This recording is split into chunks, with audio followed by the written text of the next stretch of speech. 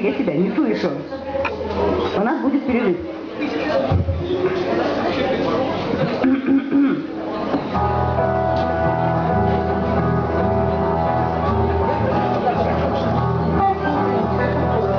Когда в дырявых башмаках, пройдя 200 мильев, я вышел к площади и думал сесть на паркер, чтоб из карманов парижан платить за ужин и жилье.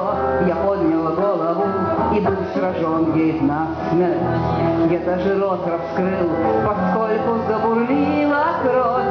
Я даже на пень сел, я был неосторожен. Она срывала все замки, слово древнего любовь, и сердце мне вошла, как кожаные ножны. Она парила в небесах, она смотрела ласково, с улыбкой на немых устах. Химера Нотр-Дамская. Когда с товарищами я ходил в ночной налет, когда живыми выходили мы из битвы, когда в карманах пела медь и отдалялся эшафот лишь ветной, я посвящал свои молитвы. Но раз усатый господин меня достиг во тьмах, и мы зародились с ним у старого собора, я только раз взглянул наверх, но это был неверный шаг. Я вдруг упал и услыхал: держите вора.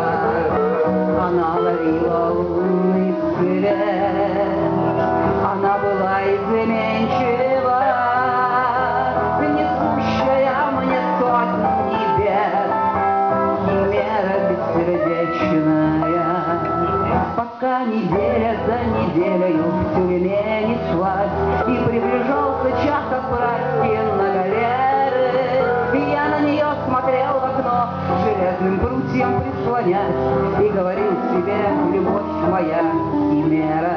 Но даже в сказочных морях такой красотки нет, и даже в Африке не знал бы я покоя.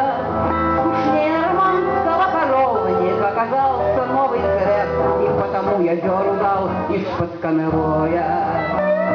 Она парила впереди и вывела к своим стопам с душою демона в груди. Химера с крыши Нотр-Дам. И потому я в этот город возвращаюсь вновь с худым карманом и в разорванной рубахе.